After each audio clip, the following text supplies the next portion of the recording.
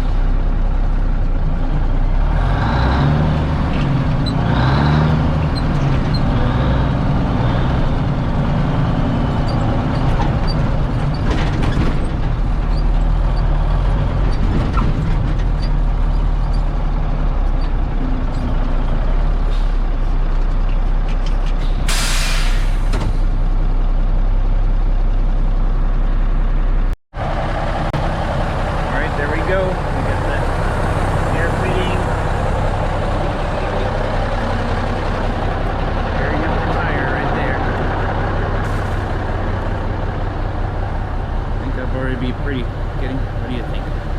Roll up any minute now, or?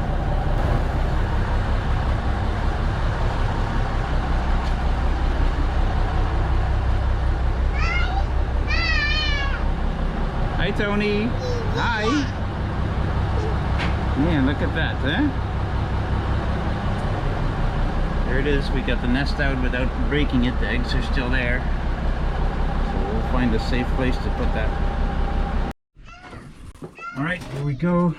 Well, the backhoe's doing okay now. We got it hooked up, so we'll just drive the dump truck out of the way.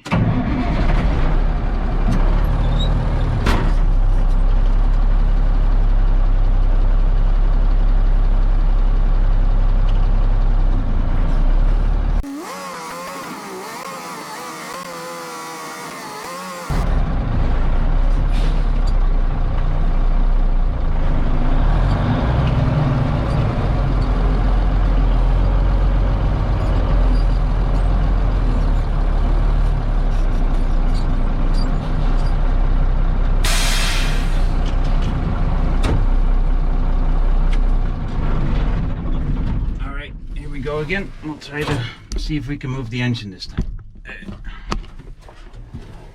Then if I lift off of the corner of the bucket, then it keeps hanging up on the turbo here, and I don't want to damage the turbo, so that's why it's better to lift in this direction.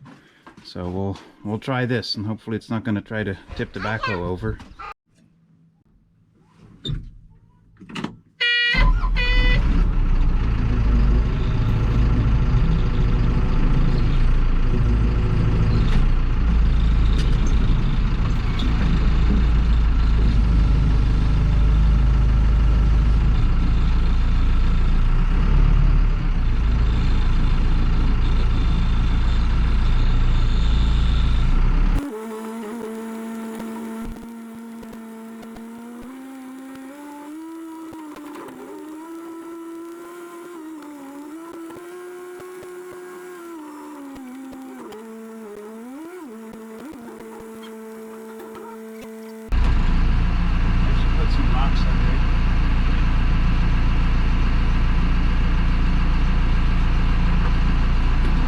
Some blocks.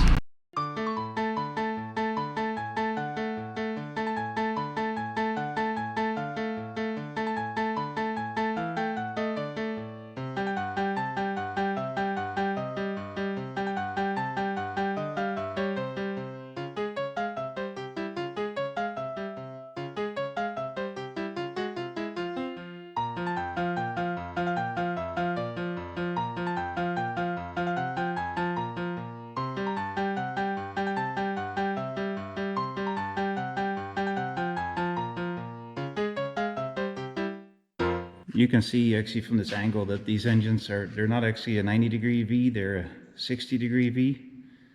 And that's what makes them so skinny. So they're not actually any wider than the 8V92. The 8V92 is a smaller displacement engine, but it's a 90-degree V, so they end up being about the same width. So the big difference is going to be the length. Allison 750 that's in the RV right now is 40 some inches, I forgot, I measured it.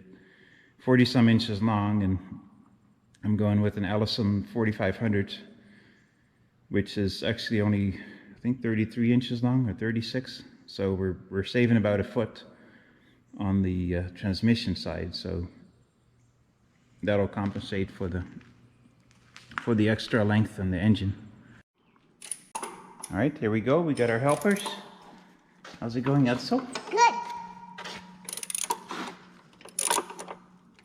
A little hot, but good.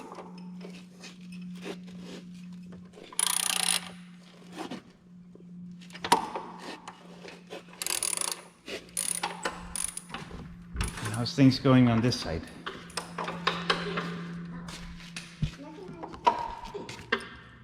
The socket is stuck on. You got it almost out. Can you turn it by hand now, or is it still too tight? Still too tight? It's usually, once you can turn it by hand, that'll be quicker than doing it with the... I got it. Okay, there you go. That's so The great. tub is over there. So you put it in the middle, so that way y'all can put it back in the middle, so Edsel can use it too. I need the bucket. Yeah, Nigel, put the bucket in the middle, so that way Edsel can use it too. Are all of them out here on this side? I think so, right? Yeah, I got the one behind the breather too. Yeah, they're all around. All right, let's move to the other side then. Oh, there's one.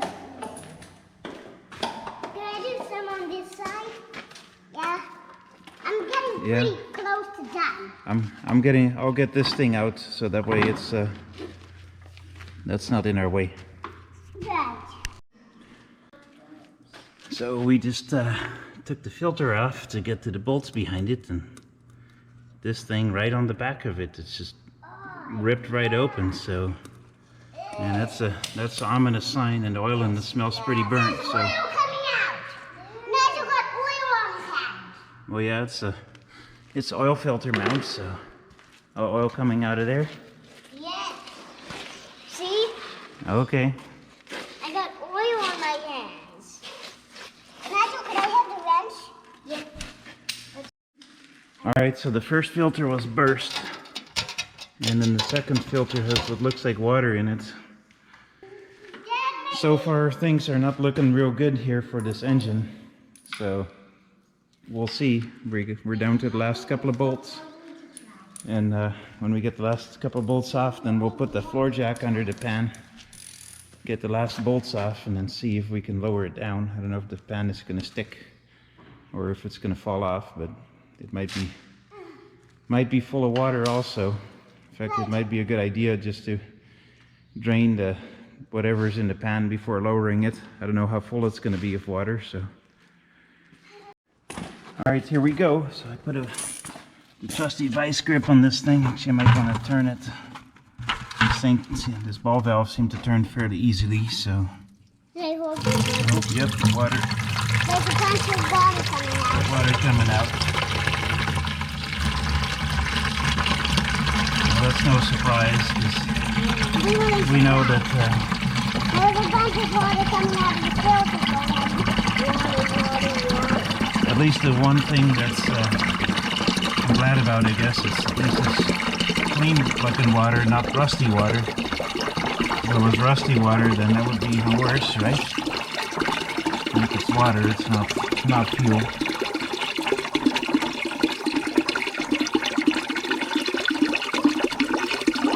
Alright, well, we'll keep doing this until it's empty. No sense having water all over the floor, so. We're getting really close to this tank being empty. As you can see, it's barely pouring. See? It's just dribbling a bit. Mm-hmm. Yep, so we got, how many gallons of water did we get out of there? Something like 9? 9, yeah. Yep, and then this is oil. So that's probably about 4 gallons there, and then how many more gallons do you have over there? Maybe 1 3/4. Okay, that's 5 3/4. you can turn it off, and then here we go. I'll move the doggy pan here, and as I, whoa, this is heavier.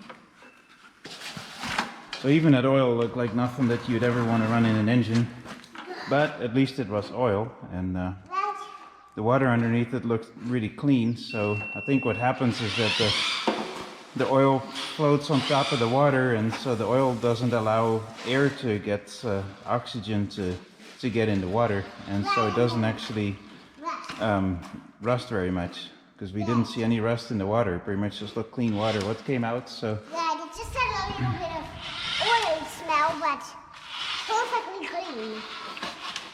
Yep. Alright, here we go. So we got the oil pan off, and what I found was a connecting rod bolt. What? That looks like it's broken. In fact, I see some presumably metal pieces. It's hard to tell what it is exactly, but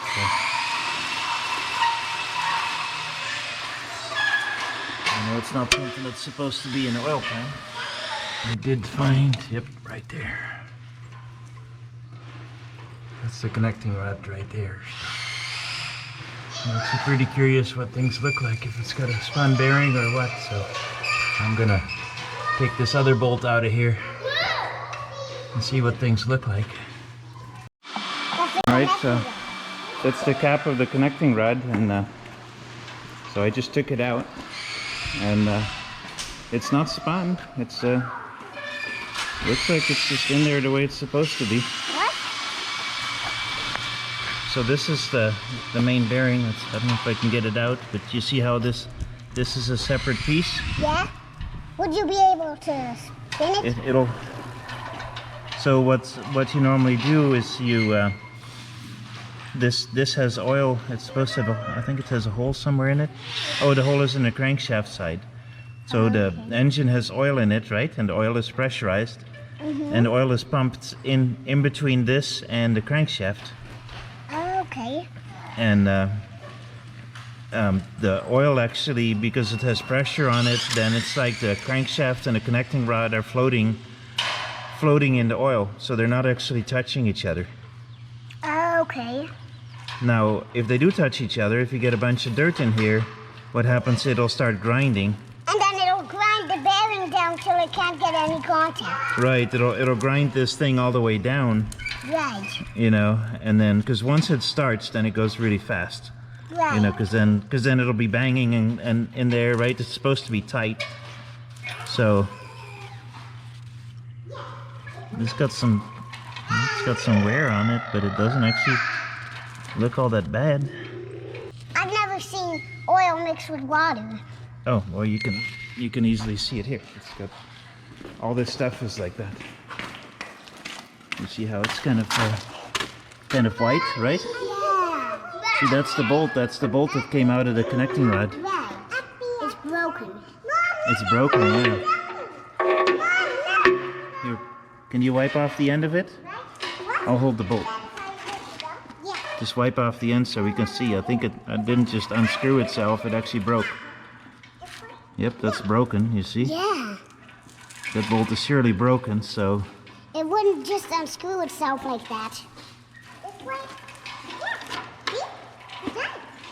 Well, if it did, we would be able to tell. It would have threads on this side, right? But it doesn't. It's broken. And So- you can definitely tell it's not cut. And this... You want to wipe this off? Here, wipe this off. What's that? I don't know. So I want to wipe it off. It's a block of Is this block this of metal? Question is, where did it come from, right? What part of the engine is that?